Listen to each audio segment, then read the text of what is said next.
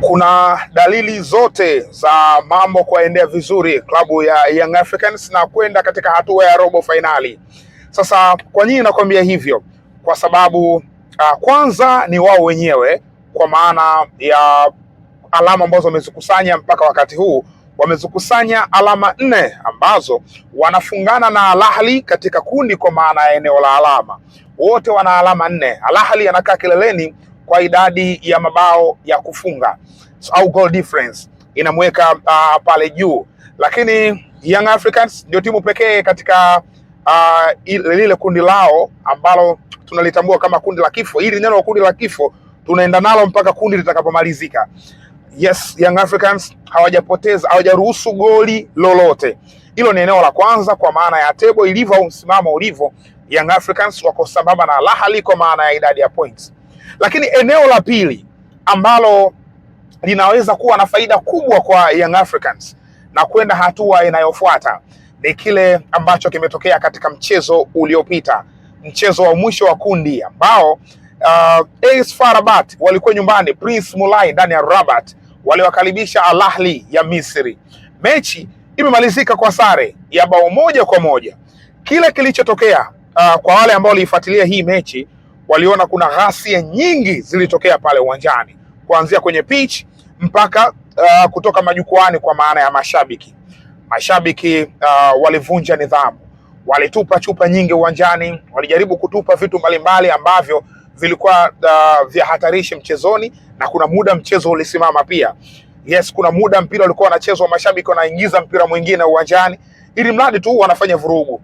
Sasa zile vurugu ambazo wamezionyesha mashabiki wa AS FAR Rabat, kinachofuata ni rungu kutoka shirikisho la soka Afrika kwenye kamati ya maadili ambayo inakwenda kureview. Haijalishi nani ambaye alianzisha shida katika pitch, lakini mashabiki hamna mamlaka yoyote ya kushambulia wachezaji ambao wako uwanjani, kutupa chupa au kutupa vifaa vyovyote ambavyo ni hatarishi. Ilitokea pia katika mchezo wa Young Africans dhidi ya JS Kabylie pale Tizi Ouzou. Mashabiki walijaribu kutupa vitu, lakini sio kwa wingi kama ilivyokuwa mchezo wa usiku, kwa maana ya AS FAR Rabat dhidi ya Al Ahly. Na hii sasa maana yake nini? Maana yake CAF watakwenda kuifungia AS FAR Rabat na kuipiga faini. Kuifungia maana yake wasiingize mashabiki katika michezo ya nyumbani. Tutarajie adhabu ya namna hiyo. Sijasema kwamba adhabu imeshatoka, hapana. Tutarajie adhabu ya namna hiyo, na huenda ikatolewa na CAF. Na ikumbukwe sasa hivi tunakwenda kwenye mapumziko ya AFCON.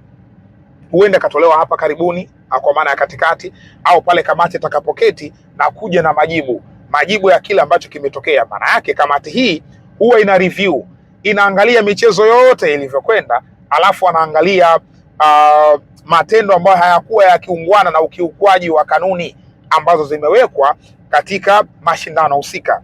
Miongoni mwa kanuni ambazo zimewekwa ni pamoja na kuzuia mashabiki wasiwe na fujo uwanjani, kwa maana ya adhabu ambayo inakwenda moja kwa moja kwa mashabiki. Sasa adhabu yake ndo kama hivyo, kupigwa faini, sometimes kufungiwa kuingiza mashabiki uwanjani, kupigwa fine, sometimes kufungiwa kuingiza mashabiki uwanjani. Iliwahi kutokea kwa wekundu wa Msimbazi Simba katika mechi yao dhidi ya Al Masry ambao waliicheza hapa msimu uliopita wa kombe la shirikisho Afrika. Mashabiki baada ya mechi kuisha waka invade the pitch, waliingia uwanjani mara baada ya matokeo kumalizika kwa Simba kupata faida ya kwenda hatua inayofuata. Mashabiki walivamia, baadhi, sio wote, walivamia katika pitch kwenda kushangilia na wachezaji. Kile kitendo CAF waliwapiga faini Simba na wakawafungia pia wasiingiza mashabiki katika mchezo mmoja. Kwa hiyo kuna mchezo walicheza hawakuingiza mashabiki uwanjani, na adhabu ilikuwa katika michezo miwili, lakini waka-review tena baada ya kukata rufaa Simba wakapata adhabu katika mchezo mmoja. Nakumbuka vizuri mchezo dhidi ya Gaborone United walicheza pasipo uwepo wa mashabiki. Kwa hiyo ni adhabu ambazo zipo na ni kitu cha kawaida sana. Lakini adhabu hii wakati mwingine huwa inabadilika, inakuwa na wanasema udhibiti wa idadi ya mashabiki. kwa maana adhabu inaweza katoka, labda uwanja unabeba watu 50,000 mkaambiwa muingize robo ya hawa watu 50,000 au nusu ya watu 50,000. Ni adhabu ambazo zinatolewa maeneo mengi. Al Ahly wameshakutana sana na adhabu za namna hiyo. Sasa maana yake nini? AS FAR Rabat akizuiwa kuingiza mashabiki, tafsiri yake katika mechi za nyumbani. Sasa ikitokea anafungiwa kuingiza mashabiki katika mechi zake 2 kama ambavyo kanuni inahitaji, basi maana yake timu ambazo zimesalia kwenda katika uwanja Prince Moulay, kwa maana uwanja wa AS FAR Rabat, ni JS Kabylie wanatakiwa kwenda pale, wanatakiwa kwenda Young Africans. Sasa AS FAR Rabat wakiwa nyumbani wamekuwa na rekodi nzuri sana, hawajapoteza muda mrefu wakiwa katika ardhi ya nyumbani katika michuano ya CAF. Lakini mbali tu ya kupoteza, ni miongoni mwa viwanja vigumu kupata ushindi katika wanapokuwa nyumbani. Al Ahly ndio hivyo, ameshindwa kushinda msimu uliopita. Mamelodi kashindwa kushinda, Raja Casablanca alishindwa, AS Manyema alishindwa, Pyramids alishindwa. Kwa hiyo timu nyingi zimekuwa zikipata wakati mgumu kushinda katika uwanja wa nyumbani wa AS FAR Rabat. Ni miongoni mwa viwanja vigumu kweli kweli. Young Africans kama watakwenda uwanja wa Prince Moulay kucheza na AS FAR Rabat ikiwa iko full house, imependeza kama ambavyo inakuwa, mechi inakuwa ngumu mara nyingi zaidi. Lakini kama watakwenda pale idadi ya mashabiki imezuiliwa, kwa maana idadi labda ni ndogo au hakuna mashabiki kabisa, basi inakuwa faida sana kwa Young Africans, kwa maana ya kwenda kucheza wakiwa na namba ndogo ya mashabiki AS FAR Rabat, na hili linakuwa pigo kwao kwa sababu mchezo wa kwanza wamepoteza, mchezo wa pili wakiwa nyumbani wamepata alama moja peke yake, katika mechi 2 wana alama moja.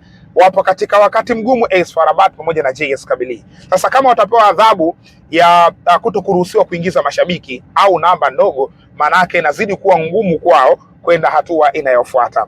Kitu kikubwa ambacho wanajivunia Morocco, miongoni mwa vitu ambavyo wanajivunia ni pamoja na uwepo wa Fawz Lekjaa.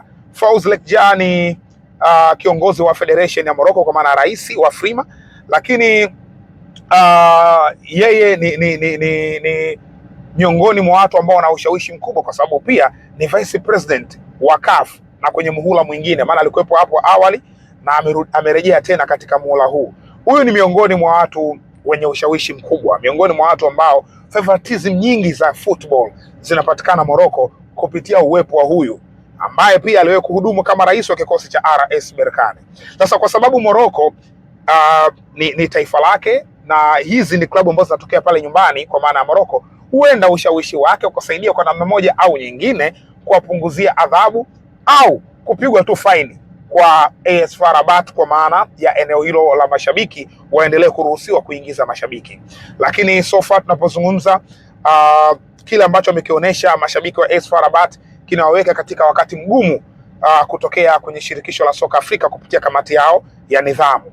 Young Africans wana kibarua katika viwanja viwili vigumu zaidi, uwanja ule wa Prince Moulay na uwanja wa Cairo International ambao wanaotumia Al Ahly. Hivyo ni viwanja viwili vigumu mno, ni alama 6 ambazo wanatakiwa kuzipambania kwa namna yoyote ile, lakini ni viwanja vigumu. Kwenye makaratasi alama 6 hizo ndo ngumu zaidi kuliko zote ambazo zipo katika kitabu chao, ingawaje so far wamekuwa wakifanya vizuri katika msimamo wa kundi lao, kundi B, ambalo Al Ahly ndo vinara pale, Young Africans wakifuata wakiwa na goli moja tu, lakini hawajaruhusu bao, na hili ni kundi la kifo.